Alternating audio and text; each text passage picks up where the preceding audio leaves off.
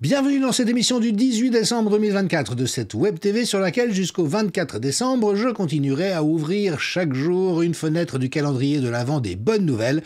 Et en l'occurrence, il y en a une très grosse qui vient de tomber, puisqu'une plainte pénale a été déposée au sujet de Brigitte Macron et Jean-Michel Trogneux contre X avec un ensemble de chefs d'accusation dont l'usurpation d'identité. Alors bien sûr, vous connaissez l'affaire Brigitte comme moi, j'ai consacré plusieurs émissions à ce sujet, en rappelant une nouvelle fois que je n'ai pas de conviction sur le fond. Brigitte Trogneux est-elle en fait Jean-Michel Trogneux qui se fait passer pour elle? Par contre, ce que je sais, c'est qu'il y a un secret d'État évident, une couverture médiatique particulièrement malhonnête, et donc quelque chose auquel il convient de s'intéresser, non seulement parce qu'on en parle, mais parce que de toute évidence, il y a là quelque chose qui pose problème. L'avocat Juan Branco vient de passer chez André Berkoff sur Tocsin Média, et voilà la manière dont il résume ce dont je vous parle, en rappelant la rafle dont ont été victimes une trentaine de personnes tout récemment, précisément déclenchée par une action de Brigitte Macron. Au point où aujourd'hui on fait arrêter des gens parce qu'ils ont commis des écrits sur la rencontre entre Emmanuel et Brigitte Macron et l'âge de leur rencontre. Je pense au créateur de Zoé Sagan, qu'on va chercher et faire arrêter comme avec des lettres de cachet. L'argument politique principal qui était mis en avant pendant la campagne et l'ascension d'Emmanuel Macron, ce qui lui a permis d'accéder à la notoriété, c'était sa relation avec Brigitte Macron.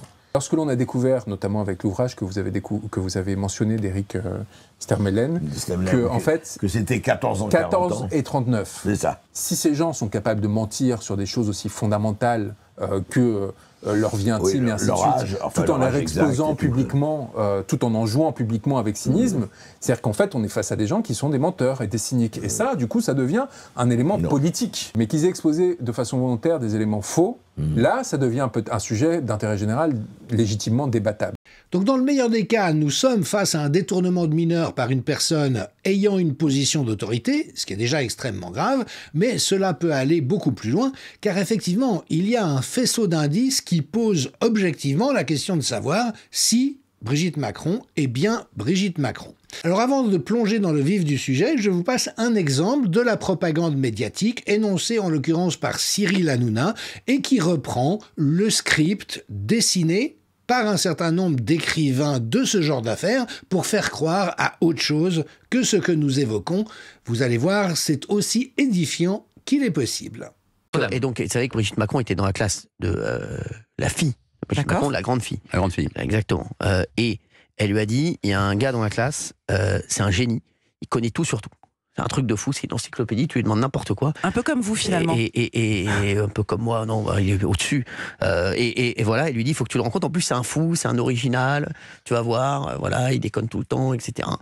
Et c'est sa fille, donc, qui lui a présenté Emmanuel Macron. C'est une histoire magnifique. Et c'est vrai qu'elle voit ce mec qui connaît tout sur tout, et qui, en plus, très sympathique, très marrant, toujours à rigoler, etc. Et voilà, et ensuite, voilà.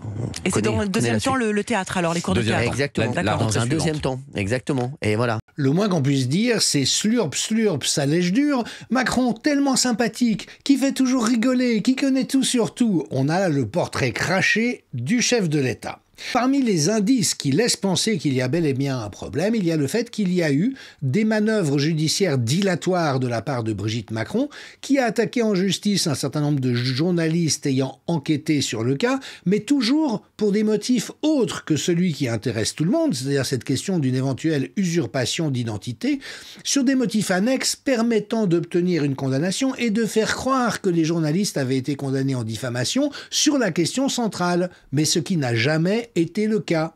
Dans une des plaintes en justice, les parties civiles ont même produit des transcriptions d'interviews de Natacha Ray, une journaliste indépendante, qui ne correspondaient pas à ce qu'elle avait réellement dit. Et nous serions, en l'espèce, en tout cas d'après un des avocats de la prévenue, maître d'Anglehan, devant un cas de figure d'escroquerie judiciaire. Alors il convient de rappeler, ça n'est pas une rumeur. Souvent, on nous oppose ceci. Mais c'est honteux de s'intéresser à ça, ce n'est qu'une rumeur. Mais non, ce n'est pas une rumeur, mais comme l'indique le plaignant de la plainte qui vient d'être déposée, c'est un solide dossier. constitué à partir de tout un dossier Précibus qui est en ligne, créé par des généalogistes, dont d'ailleurs le principal auteur est proche de la famille Trogneux, puis à partir des révélations de Natacha Ray, journaliste indépendante, puis de M. Xavier Poussard, journaliste professionnel qui enquête sur cette affaire depuis maintenant plus de 2 ans et qui a mis en lumière tout un ensemble de nouveau d'indices extrêmement troublants et lui-même affirme au public que Brigitte Macron est un homme qui s'appelle Jean-Michel Trogneux, né le 11 février 1945. Il avait 14 ans, il parle d'Emmanuel Macron, et elle, entre guillemets, 47. C'est donc une affaire qui concerne l'abus d'un mineur ainsi que l'usurpation d'identité. Et on sait comment ce cas a été repris par la journaliste américaine Candace Owens qui a engagé sa crédibilité, son entière crédibilité en affirmant elle aussi qu'il s'agit bel et bien d'une usurpation d'identité de la part d'une personne qui se fait passer pour le sexe opposé. Et Xavier Poussard indique que les éléments qu'il apporte ont été confirmés par des logiciels de reconnaissance faciale. Ce n'est pas du tout une théorie du complot, mais qu'on est dans des pourcentages de probabilité qui sont tellement élevés, et il utilise les instruments même de la dictature communiste chinoise qu'elle utilise pour ses procédés de contrôle social, et avec la chute indiquée par Candace Owens, que la raison pour laquelle le couple Macron, dans cette anomalie fondamentale, aurait été créé et propulsé à la tête de la France, était pour être en mesure de le manipuler sans restriction. En menaçant de dévoiler l'identité de Jean-Michel Brigitte, on pouvait le contrôler. On se souvient que dans les dossiers que Donald Trump avait emportés avec lui et qui ont été saisis illégalement, semble-t-il, par le FBI à Mar-a-Lago, il y avait un dossier concernant Emmanuel Macron et en l'occurrence sa situation privée. Et tout ceci permettrait effectivement d'aliéner la politique de la France, sachant que Emmanuel Macron n'est qu'un démolisseur qui a été placé là par l'ordre globalo-fasciste. Alors, je vous emmène maintenant dans l'intitulé de la plainte déposée par M. Christian Cotton devant le tribunal judiciaire de Paris. Je vous donne avec son accord, et je l'en remercie, un extrait des premières minutes de sa vidéo que vous pouvez trouver librement sur les différents canaux de diffusion. Et voyez, ça n'est pas piqué des hannetons. Bonjour, Christian Cotten. Je vous informe avoir posté ce jour, vendredi 13 décembre 2024, une plainte contre X, adressée à Madame ou Monsieur le doyen des juges d'instruction du tribunal de Paris, avec le soutien de 2 avocats particulièrement compétents, Maître Fabrizio Nucera Gianpaolo, Rome, Turin, Maître Philippe Fortabala-Batut, Paris et Saint-Sébastien, Espagne. Seule la vérité nous rendra libres. Plainte contre X, avec constitution de partie civile, au motif. Usurpation d'identité. Crime de faux par représentant de l'État. Usage de faux. Atteinte sexuelle et viol sur mineur par personne ayant autorité. Mariage illégal. Usurpation de fonction. Escroquerie au jugement. Crime d'atteinte aux intérêts fondamentaux de la nation. En substance, un homme, né le 11 février 1945 à Amiens, aujourd'hui âgé de 79 ans, du nom de Jean-Michel Trogneux, usurpe depuis le milieu des années 1980 l'identité de sa plus jeune sœur Brigitte Trogneux, née le 13 avril 1953 à Amiens et aujourd'hui disparue depuis 1960, et ce, en se présentant lui-même comme femme.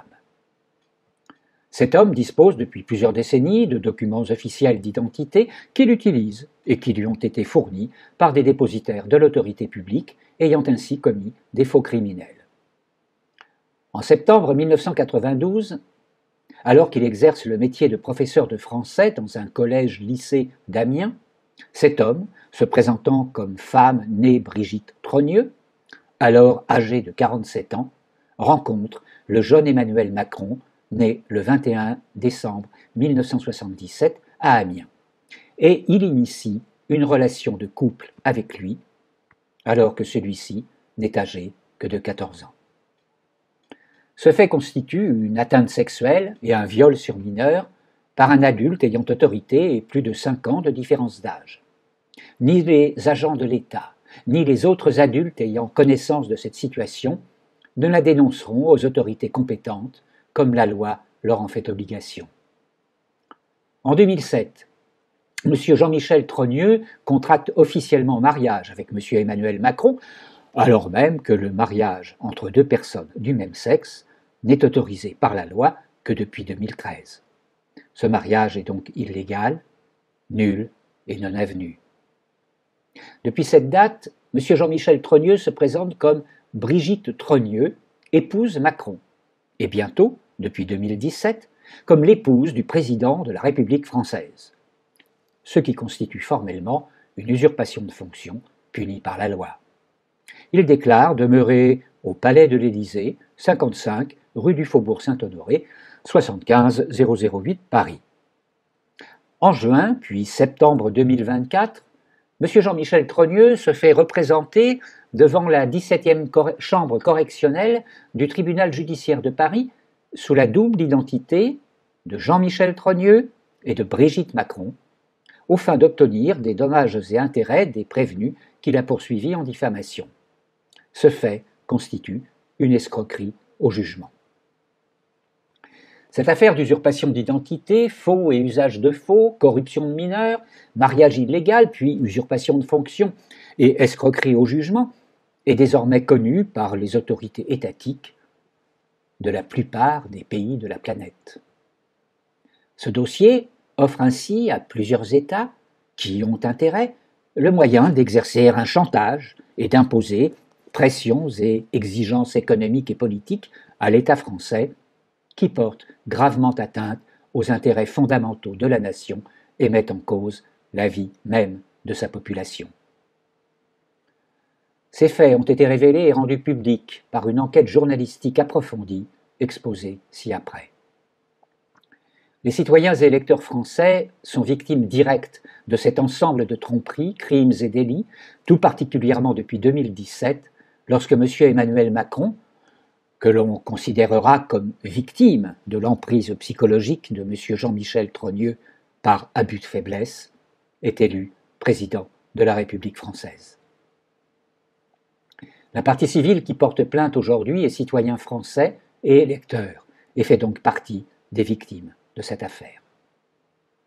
Cette partie civile, membre d'associations politiques et citoyennes, entend représenter tous les citoyens et électeurs français qui se considèrent victimes de cette tromperie sur les qualités réelles d'une personne s'étant présentée comme candidat aux élections présidentielles de 2017 et de 2022. En effet, M. Emmanuel Macron, actuel président de la République, a mené ses campagnes électorales avec l'entier et très visible soutien médiatique de M. Jean-Michel Trogneux, se présentant comme Brigitte Macron, alors même que celui-ci se présentait sous une fausse identité et qu'il trompait les électeurs sur son statut marital et son histoire de vie.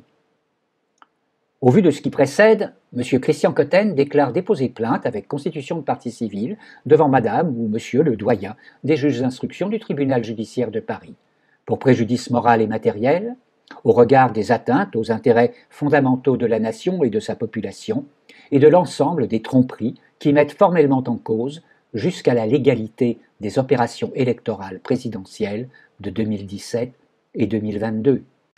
Alors que peut-on dire à ce stade? Déjà, c'est que M. Cotten a bien fait d'éviter le parquet, mais de porter plainte devant M. ou Mme le doyen du tribunal judiciaire de Paris. Le parquet sera bien sûr amené à donner son avis, mais le tribunal est dans l'obligation de nommer un juge. On peut bien sûr craindre que M. Cotten soit débouté parce qu'il faut pouvoir faire la preuve d'un préjudice personnel. Et même si l'entier des Français et la France elle-même ont été lésés dans cette affaire, quelle qu'en soit la vérité ultime, il sera malgré tout difficile, même s'il représente les citoyens français, de faire aboutir cette cause devant la justice, mais au moins les choses sont-elles désormais énoncées au grand jour. Il faut enquêter sur cette affaire. Je le redis une dernière fois, dans le moins grave des cas de figure, il y a eu détournement de mineurs de la part d'une personne en position d'autorité, ce qui est déjà gravissime, et on sait que la psychopathologie grave du président de la République, un psychopathe selon un ensemble de connaisseurs et de psychiatres, est due, selon toute vraisemblance, au fait qu'il a été victime de ce détournement de mineurs et d'un viol qui se serait déroulé en cette occasion.